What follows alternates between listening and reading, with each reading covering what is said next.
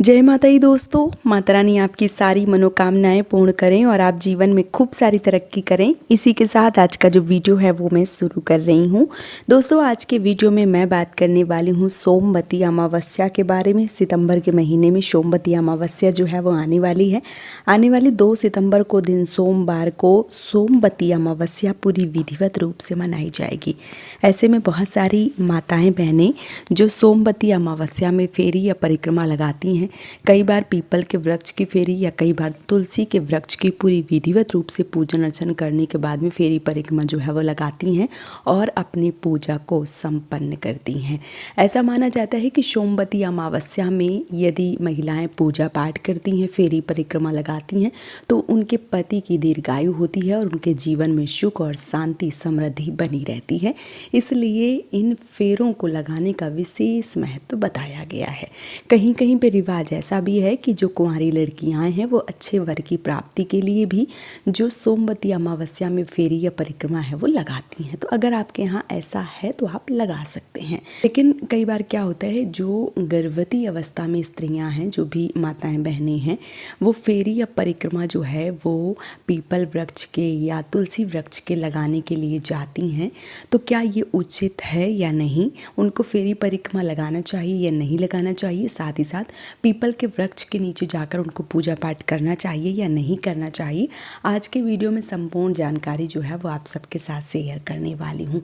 सबसे पहली बात, जो भी गर्भवती स्त्रियां हैं, जो भी प्रेग्नेंट वुमेन हैं, उनको पीपल के वृक्ष के नीचे जाकर पूजा पाठ नहीं करनी चाहिए। इस बात का विशेष रूप से ध्यान रखें।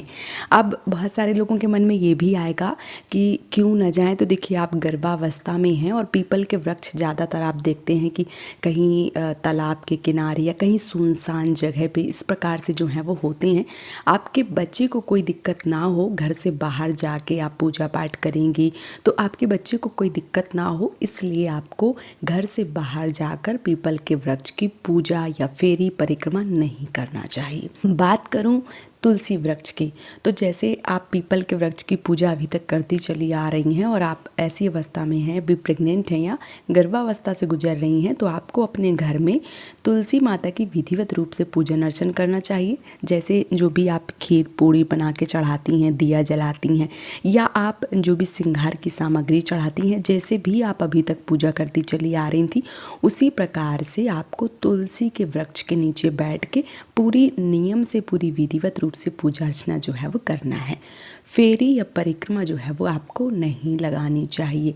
गर्भावस्था के दौरान फेरी या परिक्रमा जो है वो लगाने की मनाही होती है। अब कई बार बहनों के मन में ये प्रश्न आते हैं कि तुलसी की फेरी लगाने में कोई दिक्कत नहीं है, हम रोज़ लगाते हैं और हम लगा सकते हैं, कोई दिक्कत नहीं है। तो देखिए, 1-2 फेरी लगाने में कोई दिक्कत नहीं होती है और घर पे पूजा पाठ करने में भी कोई दिक्कत नहीं होती है। बात आती है 108 फेरों की या उससे थोड़े बहुत कम ज़्यादा फेरों की। जब आप गर्भावस्था से गुजर रही हैं और फेरी या परिक्रमा आप घर पे तुलसी माता के लगाने के लिए आप मान लीजिए कि शुरुआत कर रही हैं और आपको चक्कर आ गया या आप गिर गए, तो ऐसे में आपके होने वाले बच्चे को कोई दिक्कत या समस्या ना हो जाए, इसलिए फेरी या परिक्रमा लगाने की मनाही होती है।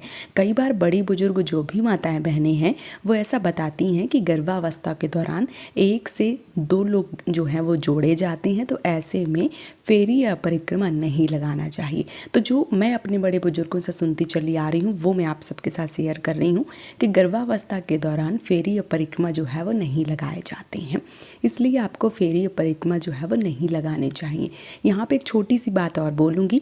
कई बार आप लोगों ने देखा होगा कि बहुत सारी चीज़ें जो हैं वो, जैसे पूजा पाठ हो गया, कथा या कुछ भी सुनते हैं, तो पति पत्नी में जो गांठ है वो बांध के, या जैसे कई बार पैर पूजन, जैसे किसी कन्या की शादी होती तो पैर पूजने के लिए गठबंधन किया जाता है। तो जब प्रेग्नेंट वुमेन होती है तो उसका गठबंधन है वो नहीं किया जाता है। मतलब अकेले अकेले जोड़ा में जो पैर हैं वो पूजे जाते हैं। कोई भी पूजा होती है तो वो अकेले की जाती है, गठबंधन करके नहीं की जाती है, क्योंकि अभी मान लीजिए एक जो भी स्त्री है, जो भी बहन है, वो है, उनके अंदर एक बच्चा है, 2, और प्लस अगर पति को भी शामिल करेंगी तो 3 लोगों के बीच में गठबंधन करके जो पूजा पाठ है वो नहीं किया जाता है। इसीलिए 2 लोग आप हैं और ऐसी अवस्था में आपको फेरी या परिक्रमा परिक्रमा जो है वो नहीं लगानी चाहिए। सीधा सीधा मुद्दा बताऊं तो प्रेगनेंसी में, गर्भावस्था में फेरी या परिक्रमा जो है वो लगाने की मनाही होती है।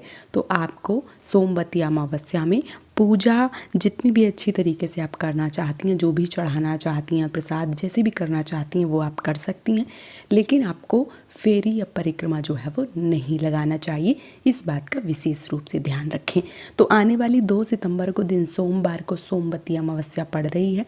आप लोग भी अगर फेरी या परिक्रमा लगाते हैं और इस समय गर्भावस्था के दौरान है तो आपको फेरी परिक्रमा नहीं लगानी है।